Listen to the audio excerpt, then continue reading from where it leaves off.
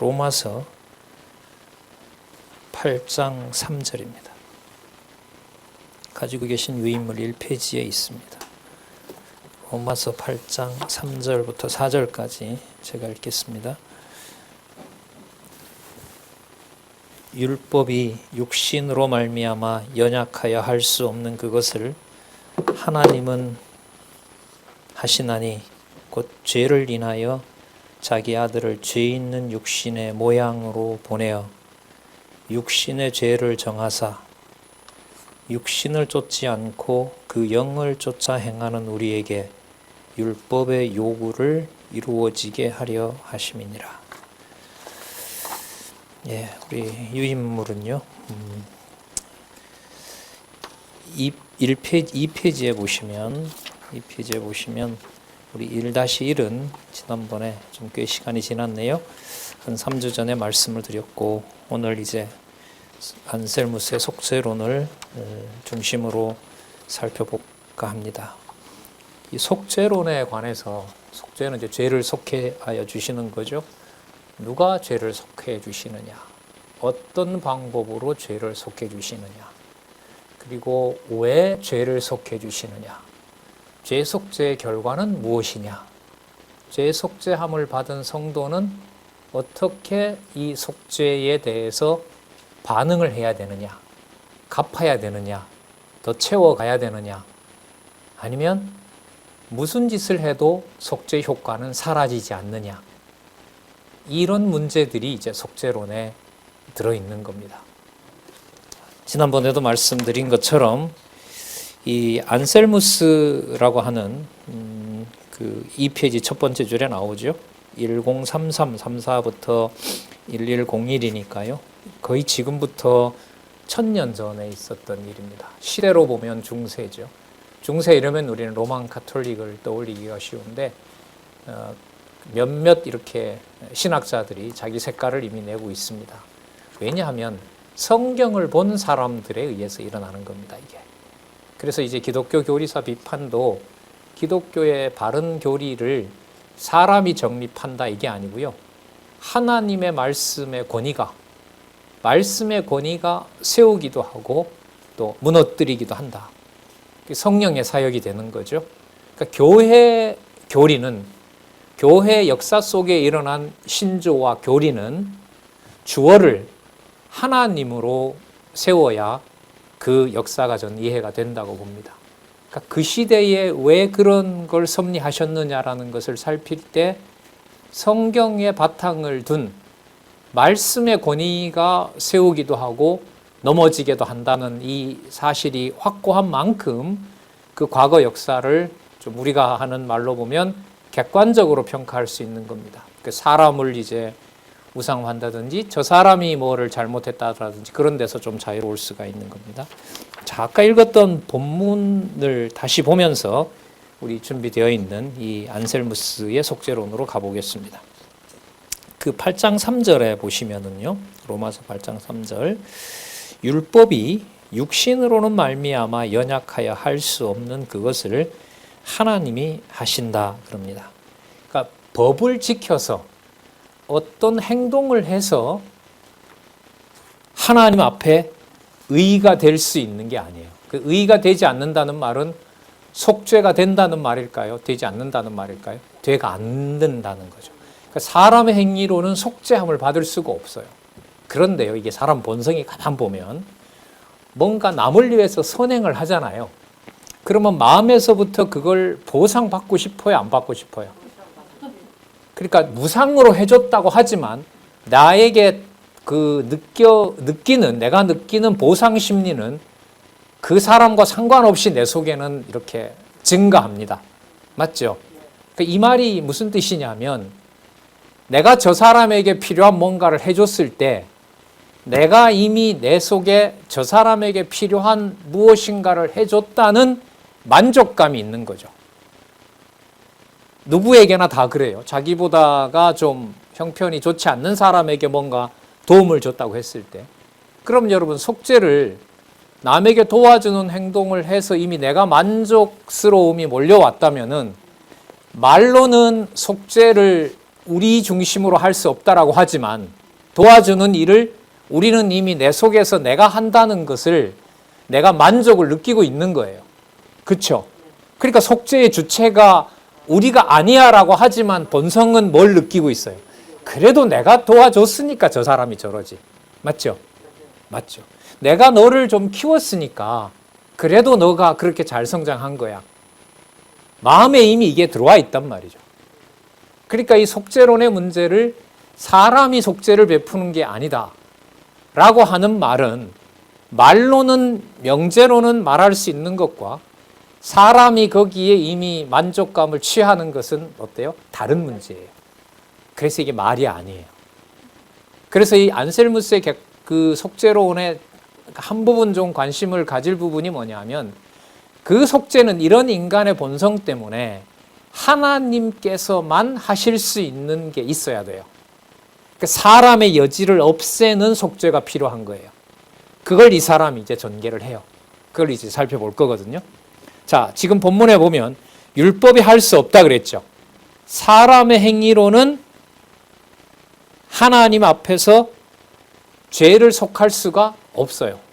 자, 그 다음 볼게요. 곧 죄를 인하여 누구를 보내요?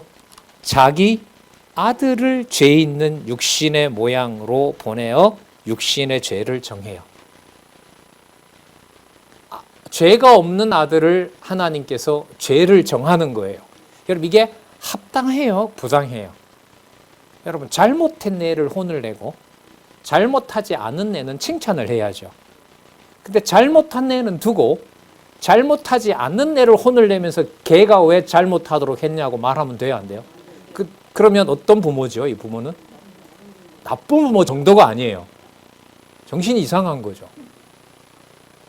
잘한 건 칭찬해야 되고 못한 걸 책망해야 될 텐데 못한 인간은 가만둬요. 그런데 누구를 써요? 죄 없는 아들을 갖다가 죽여요. 이게 이해가 되냐 말이죠, 먼저. 그래서 이 안셀무스가 고민을 하는 거예요. 지금부터 1000년 전에.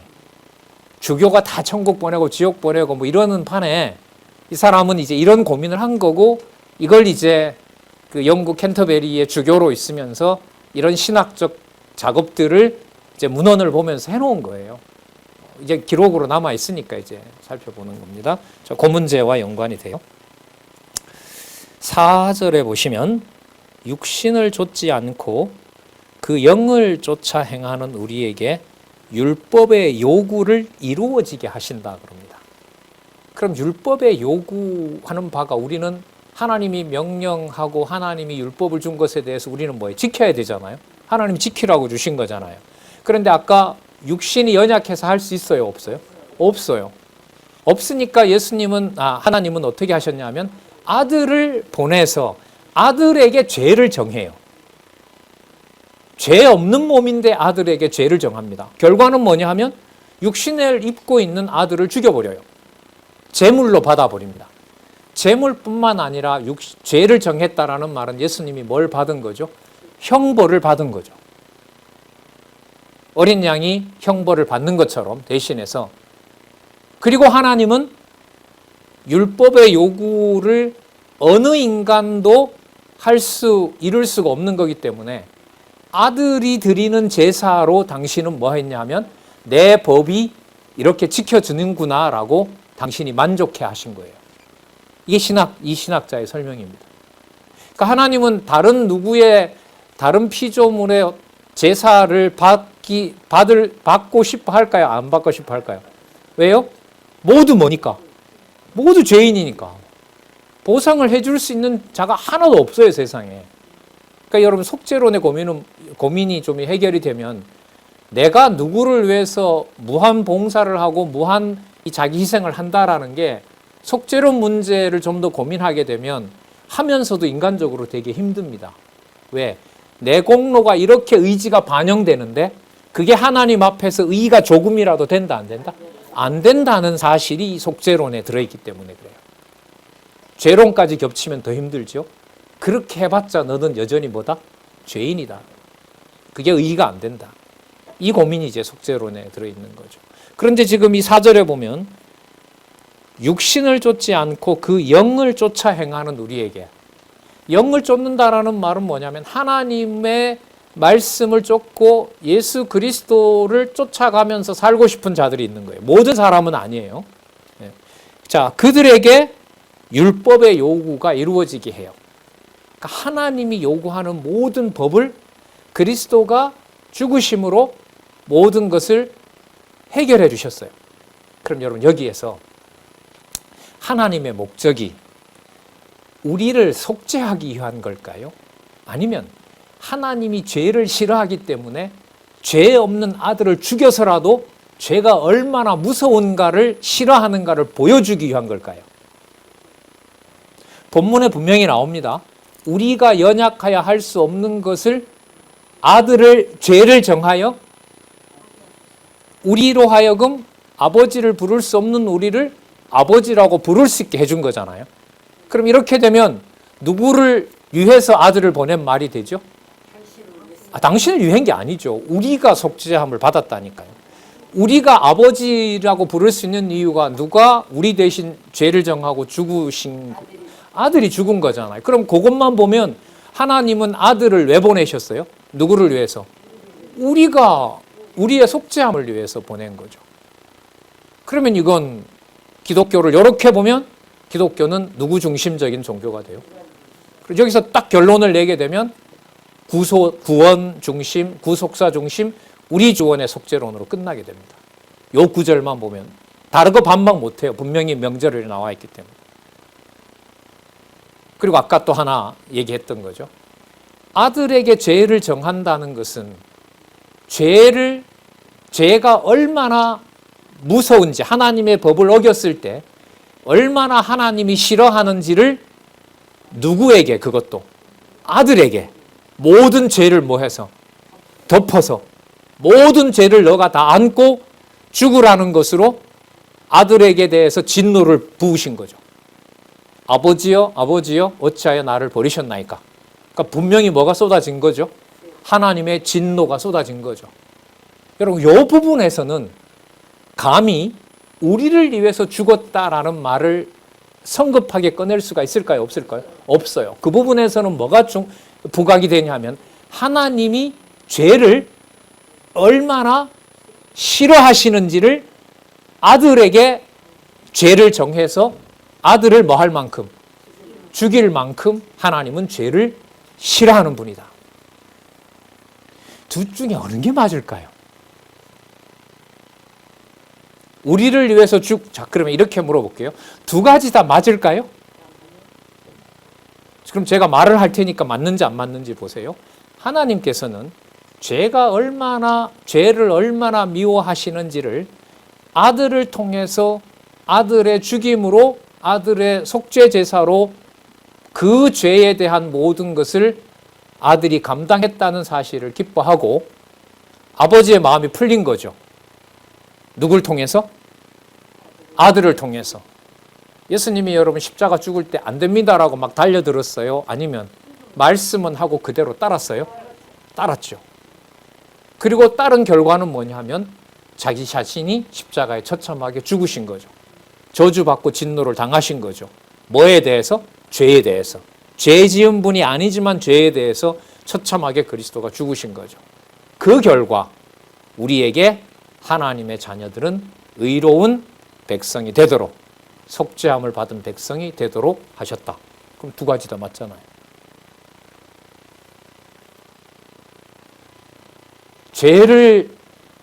죄가 무엇인지, 죄를 하나님이 얼마나 싫어하기 때문에 그리스도가 죽으신 건지, 우리가 얼마나 귀중한지를 알게 하기 위해서 그리스도가 우리를 위해서 대신 죽으셨는지, 이 두 가지 다를 부정하기도 힘들고요.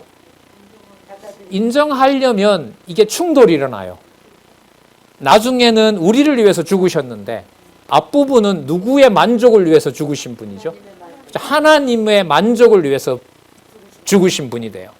근데 이걸 이제 꼼꼼히 따져보지 않으면은 하나님은 아들을 통해서 만족하셨고 그 결과 우리는 그리스도의 하나님의 백성이 되었다. 이렇게 연결시키면 아주 정통적인 속죄론 설교가 되는 거예요. 그럼 그 다음엔 뭐 해야 되느냐? 성경의 다른 부분에 나타난 속죄론 부분이 그게 다냐는지를 확인해 가야 되는 거예요. 이게 이제 늘 말씀드리지만 남아있는 과제예요. 성경 본문을 가지고 이렇게 설명을 하기 때문에 그 명제 자체를 따라가면서 논의해야 하는 것을 그 자체로 전부 무시하기는 어려워요. 그래서 여러분들에게 늘 말씀드렸지만 기독론을 마태, 마가, 누가, 요한 사도행전 1장 11절까지 직임, 신분, 사역, 본성이라는 그 구조가 아니면 전통적으로 얘기하는 하나님은 죄를 미워하시는 분이다. 맞잖아요. 하나님 죄 싫어해요? 미워해요? 되게 미워하시죠. 어느 정도로 미워하세요? 속죄론에서 취급을 하면 아들을 죽일 만큼, 아들에게 죄를 씌워서, 아들에게 죄가 무엇인지를 다 씌워서 아들에게 책임을 물어서 그 아들이 죽게 만드는 것으로 당신은 죄가 이렇게 무섭고 그 모든 걸 아들이 이루었다라는 것으로 만족하는 분이 돼요. 그럼 여러분 여기서 무슨 문제가 생기냐면, 여기까지 설명을 하면 하나님이라는 분은 세상 잔인한 자가 돼요. 사람들의 도덕적 감정을 건드려버리면 아무리 죄가 싫어도 여러분 자기 아들을 죽인다라는 게 설명이 돼요? 안 돼요? 절대로 안 되죠. 이 신학이 어려워요. 이런 점에서. 여기에 이제 철학적인 어떤 도덕 감정, 인간 중심적인 가치 이런 게 들어와 버리면 더 혼란스러워져요. 정립해가기가. 그래서 여러분 이 종교개혁 이후에 인간들에 대한 속죄는 개인에 머무는 것이 아니라 사회적 약자를 비롯해서 사회적 시스템 때문에 고통받는 사람. 여러분 사람이 아무리 잘 살려고 해도 법 자체가 악하면 아무리 선한 행동도 뭐가 돼요? 악이 돼요. 악이 돼요. 우리도 과거에 군사정권 시절이 있었잖아요. 그때는 국가를 위해서 애를 쓰고 국가를 위해서 그 뭔가의 어떤 애국하는 일을 법이 정하는 대로, 삼공화국에서 정하는 대로 따라가야만 그게 애국이 되는 것이지, 자기 마음대로 왜곡한다고 자기 행동으로 했다가는 뭐가 돼요? 국가보안법에 처벌받아요. 연좌제에 걸려버려요. 대대손손 그냥 빨갱이 집안이 된단 말이죠. 그게 여러분 법이란 말이죠. 자, 그러니까 이런 법을, 그런 어떤 신이라는 존재가 아들을 죽인다라는 이 사실에서 신학자들과 이 철학자들, 또 당신은 뭐 유럽은 신학이다 철학이다 경계가 없었으니까 이른바 신학자들에게 아들에게 죄를 씌워서 아들을 통해서 만족을 받았다라는 말을 할 수가 있을까요? 없을까요? 정서적으로 없죠. 자기 아들을 죽여서 당신이 죄가 충분히 보상됐다, 죄가 이만하면 해결됐다. 누굴 죽였으니까? 이게 설명이 되겠냐? 이게 설명이 되냐 말이죠. 그럼 여러분 이게 이해가 안 되잖아요. 그러면 구약으로 들어가서 아브라함에게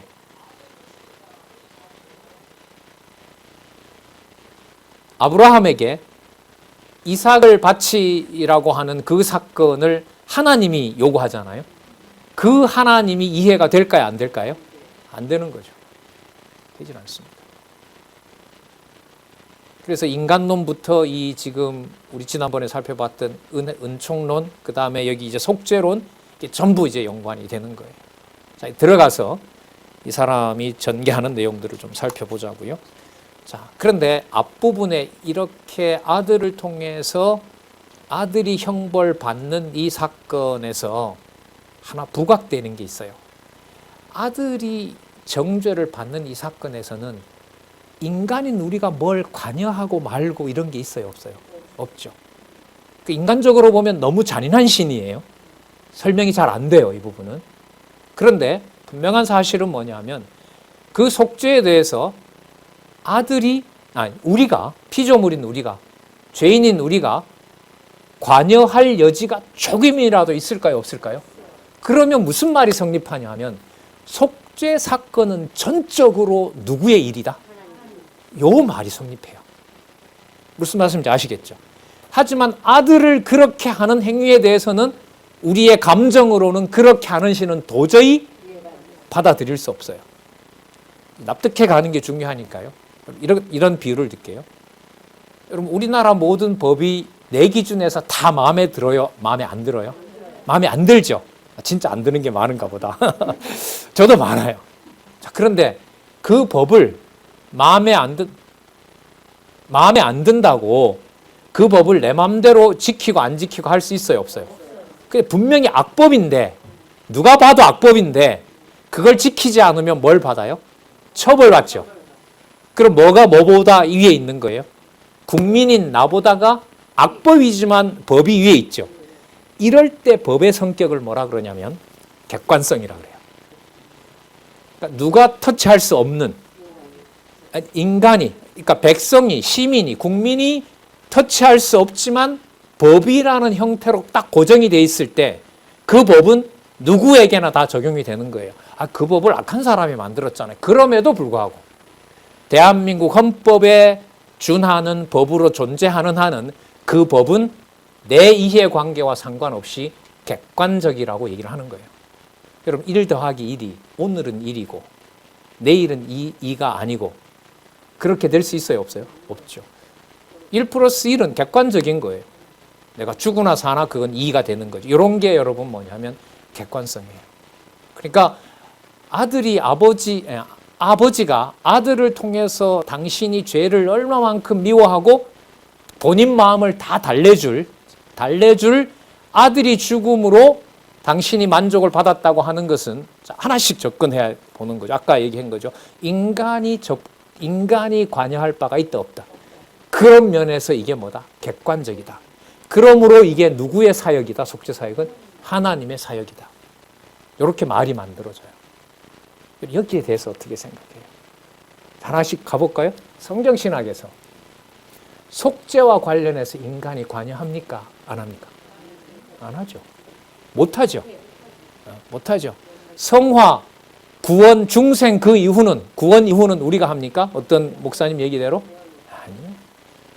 절대로 할 수 없어요. 그러면 무슨 뜻이 맞아요? 객관적인 게 맞죠. 창세전까지도 얘기합니다. 이 사람들은 성경을 보기 때문에.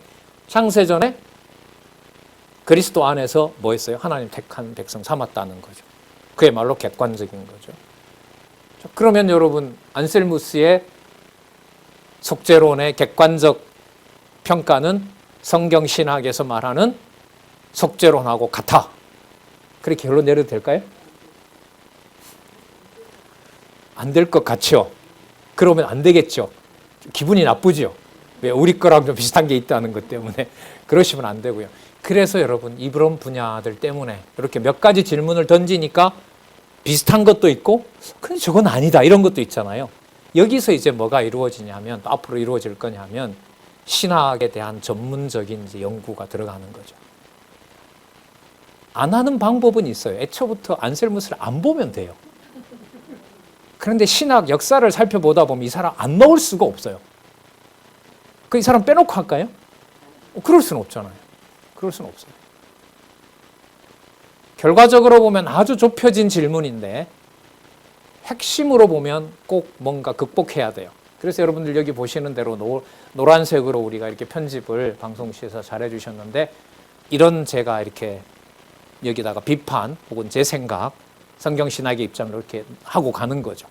이게 나중에 공부하시는 분들이 이런 걸 참조해서 다른 논문들을 써가거나 그 다음에 다른 책을 읽어 나갈 때 도움을 받으시라고 이렇게 해놓은 겁니다. 자, 그럼 들어가서 좀 살펴볼게요.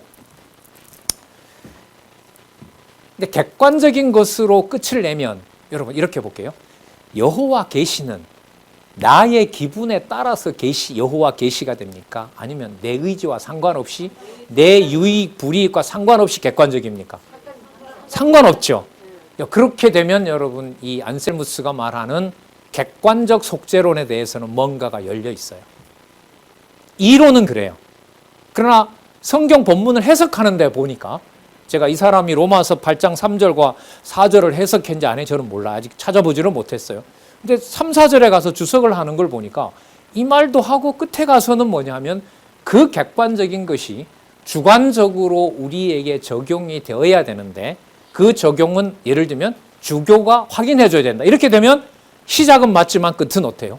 틀린 거죠. 그런 걸 구분해야 되는 거죠. 자, 보겠습니다. 안셀무스에 의하면 훼손당한 하나님의 존귀를 극복하는 것은 두 가지 방법이 있어요. 잘못했으니까 뭐 해버려요? 처벌하는 방법이 있어요. 그게 여러분 뭐예요? 형벌이죠. 형벌이죠. 근데 우리 아까 이미 많은 부분 얘기했습니다. 그 형벌을 누구에게다 갖다 씌워버려요? 누구에게? 아들에게. 여러분 근데 형벌을 형벌대로 다 집행하면은요, 아담 이후로 전부 죄인이니까 노아 시대 때처럼 전부 뭐 해야 돼요? 다 죽여야 돼요. 근데 지금 반증이 다 죽여요? 아니면 수없이 많이 살아오고 있어요? 살고 있어요. 그럼 신이 없는 거예요. 기독교 신은 뭔가 착각한 거예요. 이 한두 마디 명제가 이렇게 걷잡을 수 없이 가요. 이게 신학적 논의라는 이름으로. 이 사람이 이런 고민을 합니다.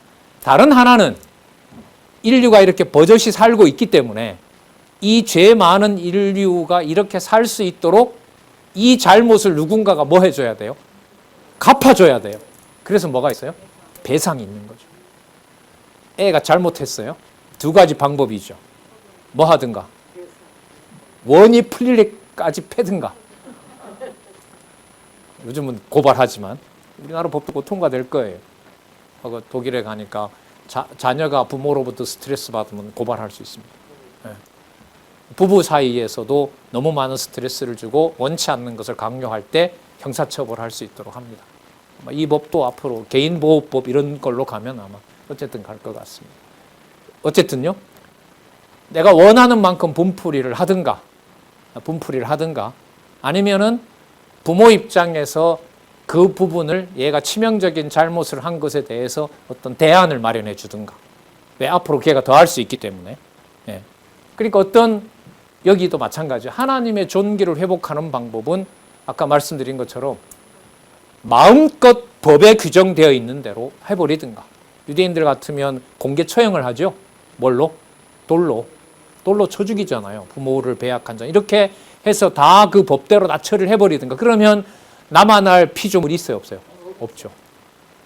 그러면 이제 무슨 방법으로는 안 돼요? 형벌로는 안 되죠. 이건 안 되는 거죠. 그러니까 이 사람이 이렇게 말함으로 해서 뭐가 있냐면 이제까지 논의됐던 형벌 속죄로는 타당하다 안 하다? 안 하다. 이렇게 정리를 하는 거예요. 그럼 남아있는 게 뭐죠? 배상이잖아요. 한번 보자고요. 그런데 형벌을 사용하면 인류 전체가 멸망당하는 길밖에 없다. 이제 이해가 되시죠? 자, 이렇게 되면 창조 사역이 실패한 결과가 되므로 하나님의 존귀는 형벌하면 더 손상돼요. 우리로 말하면 여호와는 아니게 돼요. 여호와는 아니게 돼요. 그럼 그래서 창세기 3장이 엄청 중요한 거였단 말이에요. 제가 이런 데서 이제 문제의식을 갖거든요. 3장에 타락했는데 타락한 아담에게 하나님이 찾아오잖아요. 타락했으니까 전부 뭘 내려야 돼요? 형벌을 내려야죠. 그런데 그 저주하는 내용을 이렇게 보면 사단이든 처음에 누구 하죠? 사단 저주하죠. 그 다음에 누구 저주합니까? 하와 저주하죠. 그 다음에 누구? 아담을 저주하잖아요. 그런데 그 저주 내용에 보면 창세기 1장 28절을 끝내는 거였어요. 이어지는 확인이 나와요. 그렇죠. 그래서 여러분 창세기 3장의 의미 분석 성경의 제목이 뭐냐면 언약 자손 보호라니까요. 그럼 여러분 벌써 이 부분에서 뭐가 나오냐면 죄라고 하는 것이 하나님의 언약하신 바를 이루는 방법이구나. 하나님의 섭리 방법이구나. 언약하고 뭐하는? 성취하는 하나님의 방법이구나. 그럼 그 구조를 그 내용을 성경에서 가지는 것하고요. 그냥 이런 이론으로만 가지는 것하고 차이가 클까요? 적을까요? 엄청 큽니다. 그래서 공부를 단단하게 학부 때는 해주셔야 돼요. 우리 신학 공부하시는 우리 성경신학 공부하시는 분들도 논문을 쓰실 분들 성경 바탕이 안 되면 흔들려요. 논문 여러분 수백 페이지 쓰는 동안 얼마나 많은 심경의 혼란이 오는데요. 야 이거는 이제 말도 안 되지만 페이지 넣는 거다. 야 이걸 논의하면서 내가 이쪽으로 빠져들어가는 거구나. 여기에 무슨 대안이 있을 수 있는가? 이 신학자는 되게 매력적이다. 그러면서 성경을 중심으로 일어나는 심경의 변화가 굉장히 많습니다. 그걸 우리는 이제 하나님께서 지켜주셔야 된다고 이제 믿고 있고 또 그렇게 이제 저도 살고 있습니다. 자, 쭉 읽어볼게요. 이해가 되실 겁니다. 이러한 판단은 다분히 인간 중심적이고 도덕적인 판단이 개입되었다. 도덕적이라는 말은 우리 중심의 의사가 반영된다는 겁니다. 노아 홍수의 경우 거의 인류는 멸망당합니다. 8명이 남은 것은 멸망과 다름없다. 문제의 본질은 형벌의 깊이를 인간이 함부로 판단하고 평가할 수 없다는 점입니다. 하나님이 내리는 진노에 대해서 우리가 이해가 돼요, 안 돼요? 안 되죠. 아담 타락부터 시작해서 아담 타락도 그렇죠. 단지 과일 하나 먹었다고 뭘 해요? 내리 모든 종족을 다 저주해요? 거기부터 설명이 안 되는 거예요. 근래에 있었던 인종 대학살, 유대인 홀로코스트, 여러분 이런 게 도덕적인 기준으로 들어올까요? 안 들어와요. 그런데 여러분 사람이 참 재밌는 게 도덕적인 기준으로 평가할 수 없는 것이 성경인데도요. 기독교인들의 삶에서는 남을 평가하고 판단할 때 다분히 뭘 가지고 해요? 도덕 가지고 해요. 미치겠어요. 왜? 해결이 안 되니까. 안 되거든요, 이게. 그런데도 말씀이 들리는 게 얼마나 큰 복이에요. 이쯤 되면 버려야 되거든. 도대체 구제불능이어서 신학을 이렇게 재밌게 해야 돼요. 이 책을 읽으면서도. 근데 자, 보겠습니다. 하나님의 무서운 진노와 형벌이 하나님의 존귀를 손상한다는 말 또한 여러분 인간 중심적입니다. 하나님의 존귀를 회복한다. 그럼 하나님의 존귀가 뭐냐? 하나님 존귀가 뭐냐고요? 하나님 5대 속성에 들어가면 도덕적 판단이라는 틀이 돼요, 안 돼요? 그렇죠. 이게 바로 성경 문제인 거예요. 이럴 때. 하나님 존귀 회복해야지. 타락해서 손상받았으니까 이게 확 들어가 버린단 말이죠. 그런데 하나님의 속성, 전능성에서부터 자비성에 보면 자비성이 뭐로 끝나죠? 신부가 여러분 성폭력 당하는 것이 자비성에 들어간단 말이에요. 예레미야 애가가 어디에 들어가요? 사메심에 아레심이 아니다. 시무심이죠. 시무심에 회복에 들어가는 거예요. 그게 여러분 이 하나님의 존귀를 우리가 회복해야 된다라는 그런 말이 돼요, 안 돼요? 안 되는 거죠. 그러니까 그런 차원에서 예수님이 하나님의 존귀를 세워놨다고 하는 것하고, 예? 하나님의 5대 속성을 욥기에서부터 아가서까지 알고 있는 상태에서 하나님의 이름을 유지한다는 것하고 의미가 전혀 다릅니다. 여호와 계시라고 하는 의미를 안셀무스는 이런 면에서 못 보고 있다. 이렇게 지적이 들어가는 겁니다. 물론 인간이 범죄했기 때문에 현상적으로는 형벌을 받는다는 평가 또한 그건 현상적이고 피상적인 면만 본 것입니다. 중요한 것은 하나님의 존재하심과 하나님의 진노의 본질적 의미 연관성을 규명하는 겁니다. 진노의 의미가 무엇이냐? 당장 아담이 범죄했고 범죄한 아담을 책망하잖아요. 그리고 범죄한 이스라엘을 어떻게 합니까? 심판하잖아요. 그럴 진노의 의미가 무엇인지를 하나님 계시, 여호와 계시의 관점에서 정립해야만 된다는 과제가 남는 거죠.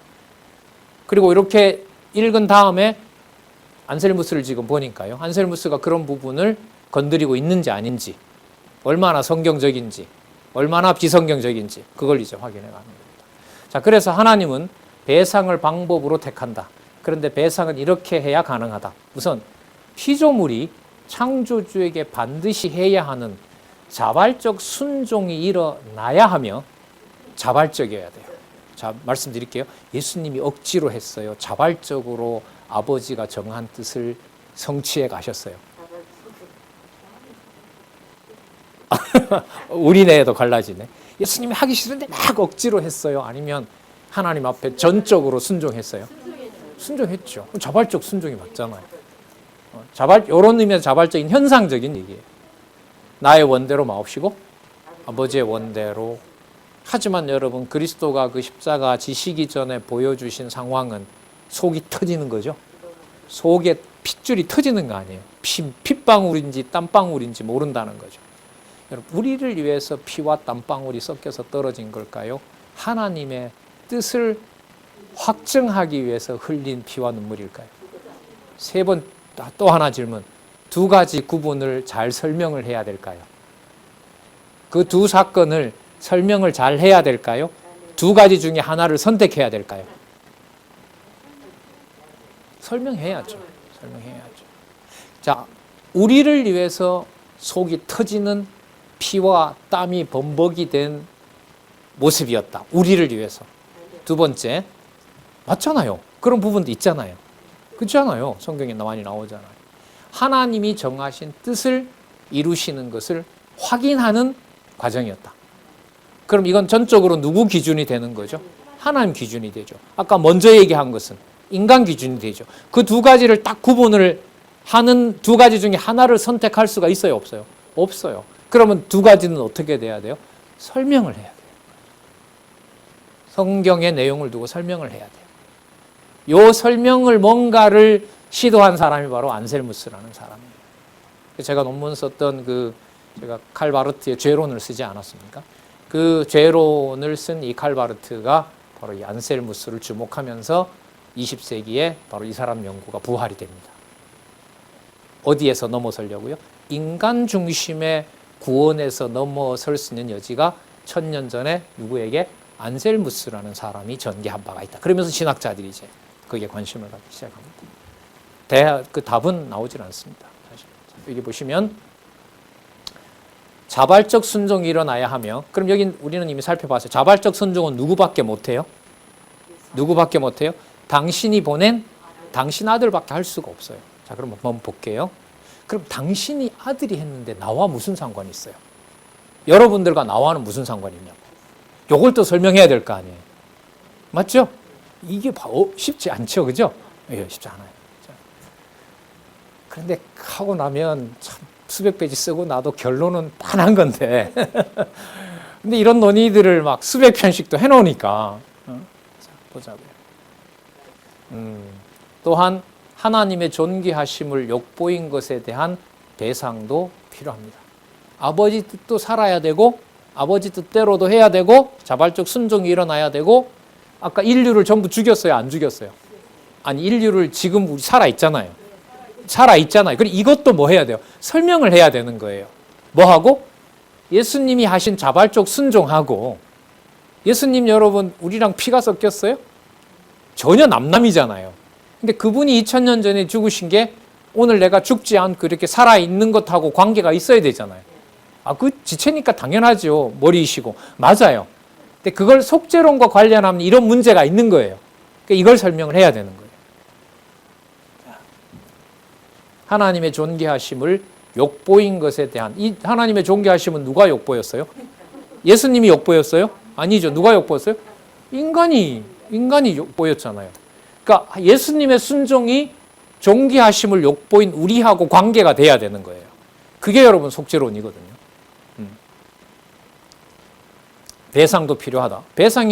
배상이 뭔가가 이루어졌으니까 우리가 이렇게 죽지 않고 살고 있잖아요. 살려놓는 거 아니에요. 자, 이러한 판단도 다분히 인간 중심적이고 도덕적인 판단이 개입되었습니다. 왜? 연관 짓는다는 것 자체가 예수님의 그 사역이 누구와 연관이 돼야 되기 때문에, 나와 연관이 돼야 되기 때문에. 그럼 연관 짓는 게 여호와 계시, 하나님 살아계신 증거에 초점을 맞추느냐, 내가 속죄함을 받고 어떻게 살아가야 되느냐에 초점을 맞추는 것하고는 방향이 같을까요? 다를까요? 다르다는 거죠. 다르다는 거예요. 자, 그런데 안셀무스에 의하면 여기서도 잘 보세요. 하나님이 요구하는 배상은 인간의 능력을 뛰어넘는 것이라고 합니다. 하나님이 요구하는 배상은 예수님이 이루셨잖아요. 예수님이 이루신 것이 우리가 저질렀던 범죄에 비하면 훨씬 더 큰 거예요. 어떻게 알아요? 훨씬 큰지, 그만큼인지? 과거에도 속죄시켜줬고 지금도 속죄하고 있고 장차 올 자들에게도 속죄주가 되시는 건 맞아요? 예수님은? 맞죠? 그래서 우리에게 너무너무 중요한 분이에요.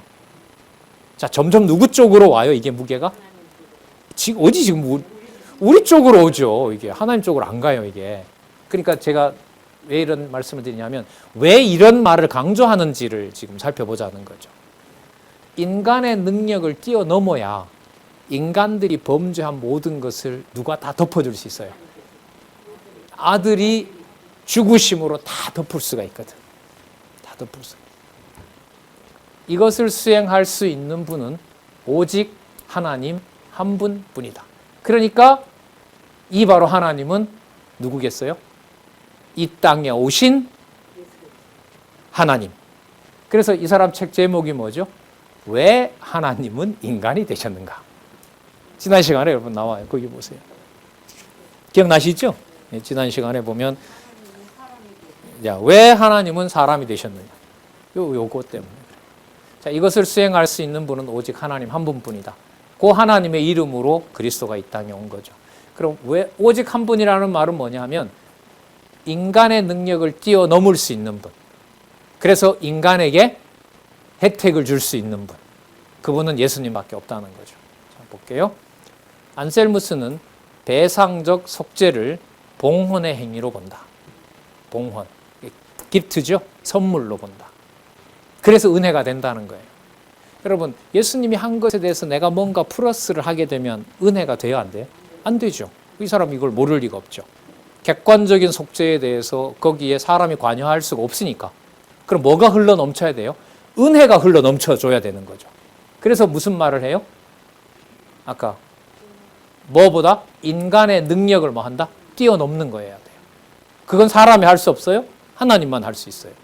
자, 안셀무스는 봉헌이라고 하고요. 자, 하나님은 무한한 긍휼로 자기 아들로만 가능한 봉헌, 즉 인류에게 어떤 조건도 없는 자유로운 선물을 주신 거예요. 대가가 아니라. 그래서 하나님이 인간이 되셨다.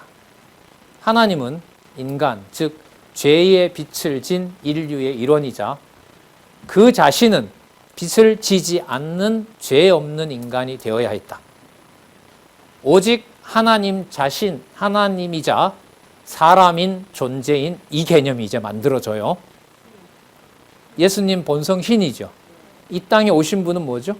인간인 거죠. 그러니까 신인만이, 신으로 오신 인간만이 이러한 요구 조건들을 충족시켜서 하나님의 존귀하심도 회복시키고 그 하신 일이 너무너무 풍성해서 너무너무 위대해서 누구에게도 흘러넘치는, 인간에게도 다 이제 흘러넘친다는 거죠. 아멘요? 아멘으로 끝낼까요? 그럴싸하죠? 그럴싸해요. 그래서 이 안셀무스가 왜 속죄론의 기준이 되냐 하면 이 안셀무스 이후에 속죄론을 종교개혁자들, 오직 성경만을 주장했던 종교개혁자들이 안셀무스의 이 속죄론을 거의 다 받아들일 수밖에 없어요. 칼빈도 어떻게 받아들이냐면 형벌적 대속령, 이거 붙여버립니다. 형벌 받을 만큼 예수님이 받았고 대속을 해주셨고 그게 우리에게 속죄로 넘어왔다. 그래서 형벌적 배상론, 이게 두 개 붙여버린 것이 여러분 그 종교개혁 신학, 이른바 우리 어떤 전통을 얘기를 할 때 개혁파 신학 전통이라고 얘기를 하는 겁니다. 그러니까 오늘 여기서 살펴보셨지만은 출발하는 말씀이 성경에 근거를 둔 명제로 출발하지만 그 끝나는 말을 사람에게 맞추느냐 아니면 하나님에게 맞추고 계속 가느냐라고 하는 차이는 결과에 가면 엄청난 차이를 이야기합니다. 그래서 우리가 개혁파 신학, 뭐 속죄론도 마찬가지인데요. 다음 시간 되면 이제 속죄론 비판을 이 안셀무스 비판을 한 이 벌코프의 얘기를 좀 살펴볼 겁니다. 우리는 거기서 더 뛰어 넘어가는 거죠. 여호와 계시 쪽으로. 아까 말씀을 미리 드렸습니다. 결과적으로는 마태, 마가, 누가, 요한의 그 구조를 논리적으로 설명하지 않으면은 객관적 속죄론도 이런 방식으로 설명을 끝까지 못한다. 그리고 아까 얘기했던 인간 중심적인 속죄론으로 갈 수밖에 없다. 왜? 누구 틀이기 때문에? 부분적인 성경에 근거한 인간 중심적인 틀을 만들었기 때문에 그렇다는 겁니다. 예. 이거 보다가 하나님 은혜를 더 밀고 나가고 창세전 은혜 언약을 모든 이론에다가 다 강조한 사람이 여러분 누구냐 하면은요, 제가 그 논문 썼던 바로 칼 바르트라는 사람이에요. 엄청나게 많은 비난을 받는데 은혜론, 창세전 은혜를 얘기할 때 이 사람 얘기를 안 할 수가 없어요. 그러니까 개혁파에서는 막 굉장히 힘들어하죠. 비판을 해야 되는데 비판할 부분이 아니라 자기네들의 이론에 바탕을 둘 사람을 또 칼바르트를 써야 되기 때문에 이런 부분은 좀 더 전문적인 부분이기 때문에요. 다음에 이제 제가 연구한 부분들이 이렇게 공개가 될 때 그때 가서 좀 더 전문적으로 그 논문을 어쨌든 기관으로 보면 최고 기관인 어쨌든 그 박사 과정에서 논의를 했기 때문에 사실 쉽지는 않습니다.